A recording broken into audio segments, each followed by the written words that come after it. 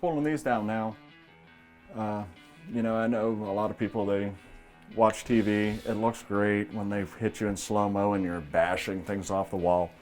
That's not how we do it. I mean, it does, again, maybe it does look good on TV. When we watch it, you know, we cringe because you got water lines a lot of times in places. There's electricity behind the walls.